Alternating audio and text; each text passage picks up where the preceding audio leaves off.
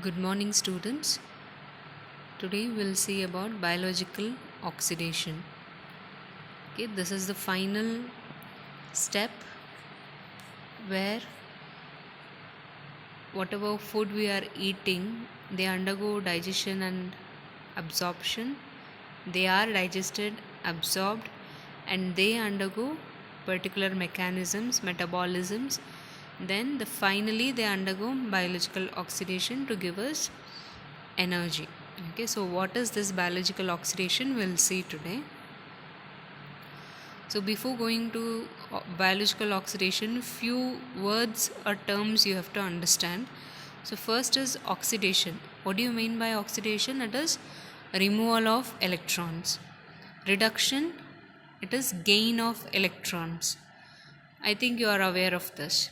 Then the molecule which is accepting electron is called oxidant. Molecule which is donating electron is called reductant.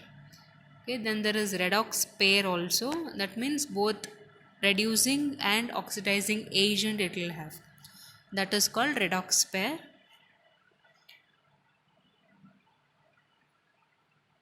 Then what do you mean by biological oxidation? It is the oxidation that occurs in the biological system.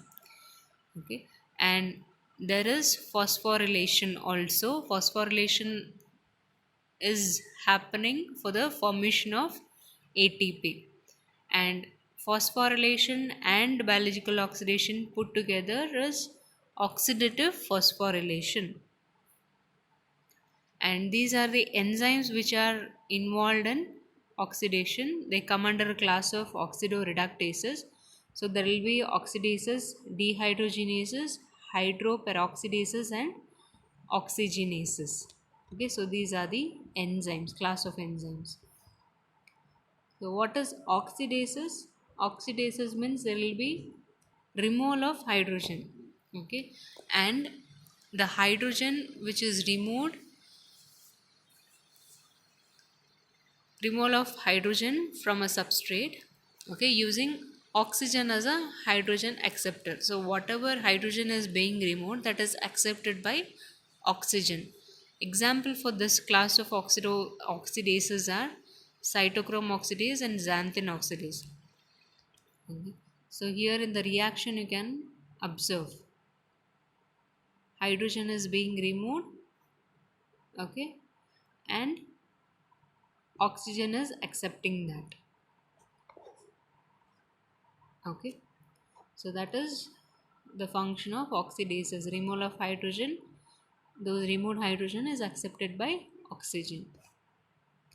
Dehydrogenases, there will be dehydrogenase, means again there is removal of hydrogen, but here oxygen is not accepting the hydrogen. Okay, there will be some other molecule accepting the hydrogen. So here nicotinamide and flavin, okay, coenzyme linked dehydrogenases are involved. So nicotinamide and flavin, you all know in the vitamins you would have studied. Okay, so these coenzyme linked dehydrogenases are involved here. Then hydroperoxidases. So here we have two enzymes, peroxidases and catalases. The both enzyme, these both acts on peroxide, okay, hydrogen peroxide, giving us water. Hydrogen peroxide is dangerous. If they get accumulated in our body, there will be membrane damage, membrane will be disrupted. So this will lead to cancer and atherosclerosis also. So how are these peroxides generated in our body? There are various reactions taking place in our body, so that will lead to generation of hydrogen peroxide. If it gets accumulated, it is complicated. So peroxidases, catalases, these are antioxidant enzymes also. So they act on this and they will save us. So you can see the action of peroxidase and catalase. H2O2 is H2O2 is peroxide. So peroxidase acts on that, giving water molecule. oxygenases. So they transfer direct transfer and incorporation of oxygen, okay, into a substrate molecule. Here in this example you can see A is a substrate molecule, then there is oxygen. There will be direct transfer of this O and AO2 is formed. So, okay, now coming to electron transport chain. So you have understood what class of enzymes: oxygenases, dehydrogenases, oxidases, peroxidases, catalases. How, what are they and what is their action we have seen now. Okay, now we will see the proper electron transport chain. So the name itself is telling electron transport chain means there is a series of electron transportation. Finally, there is production of energy in the form of ATP and water is also produced. Okay, so it is a common final pathway in aerobic cells by which electrons derived from various substrate are transferred to oxygen. Okay, and it consists of highly organized oxidation reduction enzymes, coenzymes, and electron carrier cytochromes.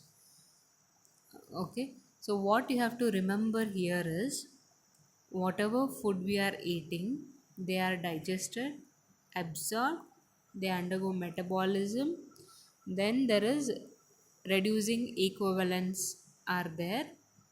Okay, reducing equivalents are electrons.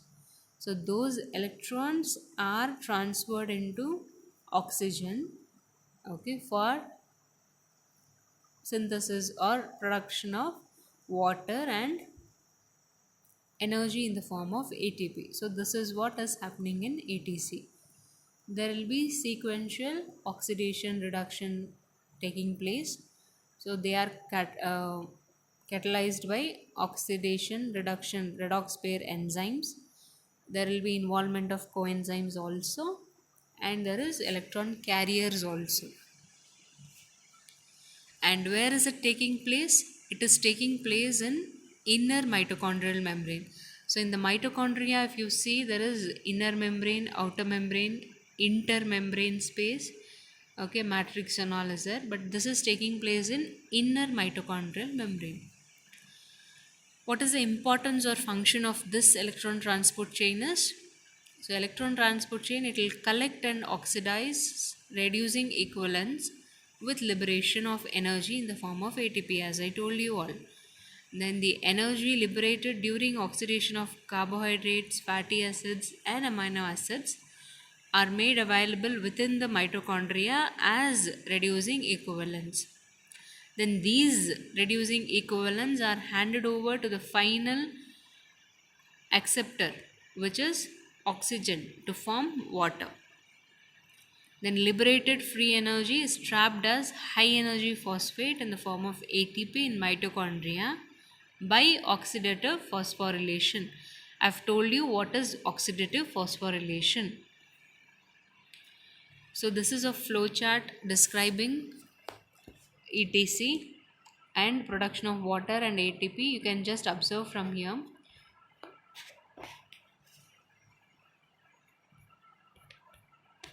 So food is there. So we eat fat, carbohydrate, protein. They are digested, absorbed. Then fats will give fatty acids and glycerol. Okay. Then carbohydrate, after metabolism we get glucose. Protein, after metabolism we get amino acid. So all these things will give acetyl CoA in common. This acetyl CoA will undergo citric acid cycle, that is TCA cycle. Then this TCA cycle will produce reducing equivalents, that is transferred into respiratory chain or electron transport chain. It is one and the same. Here it is sequentially transferred.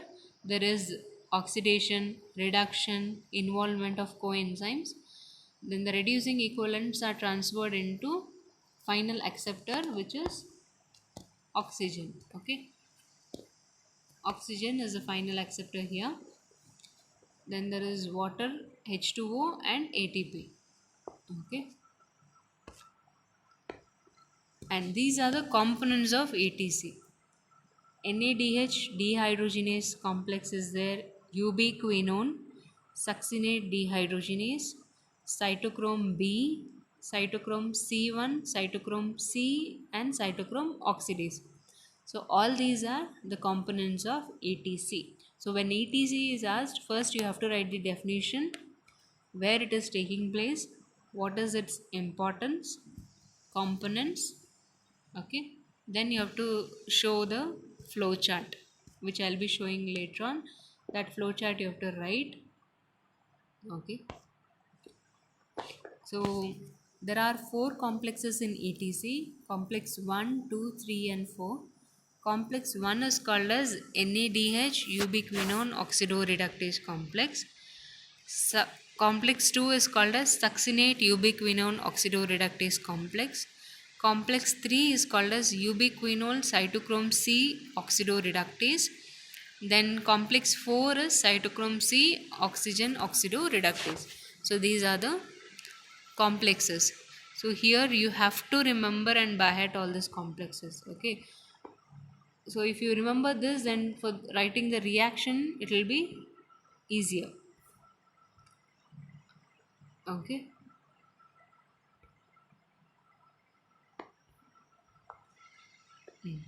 So this is electron transport chain. So first complex there is NADH is becoming NAD. Okay, in the first complex. Then two electrons are there. So that is transferred into CoQ complex. Then complex 2 it will enter. There it gives that electron. Okay. FADH2 will become FAD. Then there is 2 electron. This will go to complex 3. So 2 plus 2 will become 4. Okay. Then that is carried into cytochrome C. It will enter complex 4. Here in the complex 4 it is transferred into oxygen. There is formation of water. Okay. Then whatever electrons are there in the intermembrane space, they with the help of ATP synthase, ATP is generated. Okay, this is a flow chart. Here also in detail you can see. So there is mitochondrial intermembrane space, inner membrane and matrix. So these are the sites.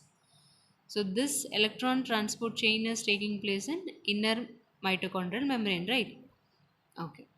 So in complex 1, FMN becomes FES. Okay. Here NADH is entering. Then 4 protons are pumped out in the site 1. Then CoQ will come. Then FADH2 is there. That will enter this complex 2. This FADH2 from where it is coming? From succinate acyl CoA lyserol 3 phosphate. Okay, all this from TCA cycle. Okay, FADH2 will enter complex 2. From there CoQ. From there it will enter complex 3 FES. FES then goes to cytochrome B, cytochrome C1, cytochrome again C. Here in this site 4 protons will be pumped out. Then finally it will enter complex 4. Okay. Then it is transferred into oxygen acceptor, water is produced. Here in the site 3, 2 protons are pumped down. Okay. So this is a series of reactions that is taking place. So individually each complex we will see now. See, electron flow you can see from NADH to ubiquinone complex. So from NADH, NAD it becomes, FMN will become FMNH2. So this is reduced FES. Opposite side it will be oxidized FES. Finally the electrons from NADH, you can NADH will be transferred to Q. Okay, so Q will become QH2. Again, in complex 2, from succinate. Okay, so how the electrons are flowing to Q, that you can observe here. So succinate, FADH2, FADH2 to reduced FES, then from there to the hydrogen is transferred into Q, Q becomes QH2, quinone, ubiquinone. Okay, so the structure of quinone, quinol, you can see here, observe here. So ubiquinone is oxidized state. Reduced state means after accepting H2, it will be reduced. Complex 3, there is reduced QH2, quinol, and oxidized ubiquinone. So from there, electrons are transferred to FES, then to cytochrome B, then to cytochrome C1, finally to cytochrome C.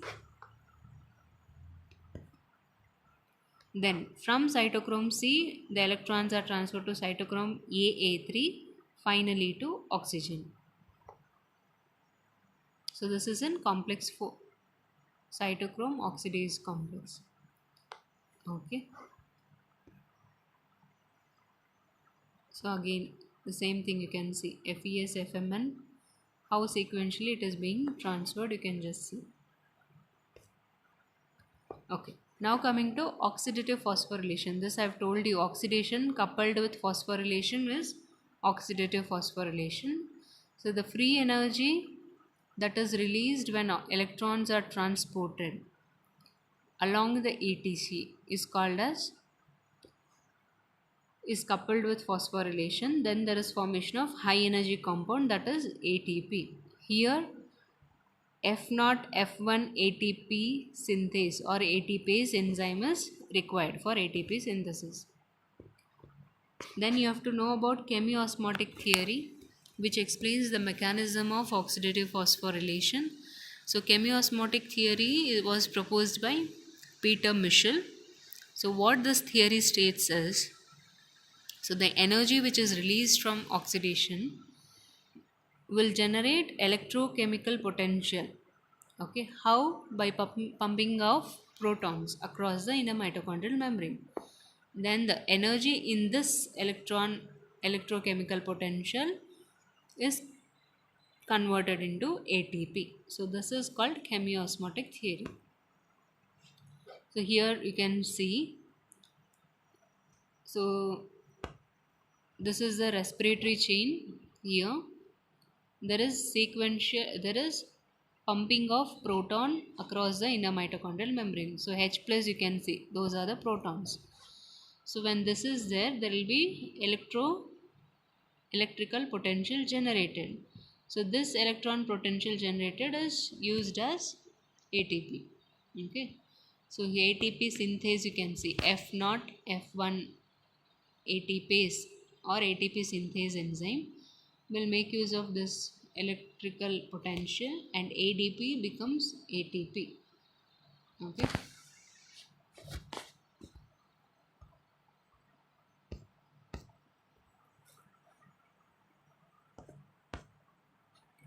And now coming to inhibitors of ETC. So all these inhibitors will act on certain complexes. Okay, we can call it as complex 1 inhibitor, complex 2, complex 3, 4 inhibitors. Okay, so if it blocks there, then there is no energy, then there is no transfer of electrons. Okay, so drugs like pyridine A, amobarbitol, rotenone, all these are inhibitors of complex 1. Complex 2 is inhibited by carboxyl and TTFA. Okay. Then complex 3 is inhibited by BAL and antimycin A. All these are drugs. Okay. Medicines. Then complex 4 is inhibited by H2S, CO, and Cn. So in detail we will see here now. So compounds which affect electron transport chain and oxidative phosphorylation. So complex 1 is inhibited by alkyl guanides, hypotensive drugs, barbiturates, then sedatives, pyridine A, tranquilizers. All this will inhibit site 1. Site 2 is inhibited by carboxin. Site 3 by BAL, British anti-lewisite. It was an antidote which was used in wars, okay, war gas it is called as. Then antimycin A. Then complex 4 there is cyanide, carbon monoxide, hydrogen sulfide.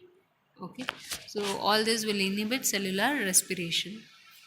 Then sites between succinate dehydrogenase and CoQ, there is carboxyl and malonate. Malonate is also a competitive inhibitor of succinate dehydrogenase. Then inhibitors of oxidative phosphorylation.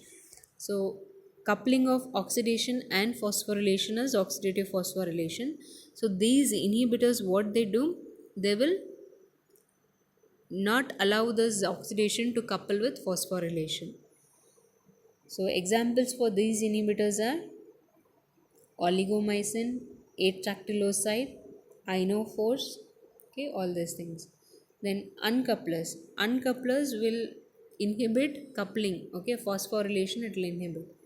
So 2,4-DNP, dinitrophenol, 2,4-DNC, dinitrocresol, and CCCP, chlorocarbonyl cyanide, phenyl hydrazone. All these are uncouplers. There is physiological uncouplers which are thyroxine and thermogenin. Inhibitors of ETC, uncouplers of oxidative phosphorylation, and inhibitors of oxidative phosphorylation, they ask for 3 marks and sometimes for 5 marks also. So with the flowchart you have to show what site what inhibitors are acting, what inhibits, and below you have to make a note on complex 1 what are the inhibitors, complex 2 inhibitors. So similarly inhibitors for oxidative phosphorylation, uncouplers for oxidative phosphorylation, and physiological uncouplers also. You have to remember all these names. It is a compulsory question under this topic. Okay. So uncouplers I have already told you, it will prevent phosphorylation of ADP to ATP, okay, by uncoupling essential linkages. Okay, that is why it is called as uncouplers. Examples already we have seen 2,4-DNP, dicumarol, CCCP, then thermogenin, ionophores, all these are uncouplers of oxidative phosphorylation. Okay. Thank you all.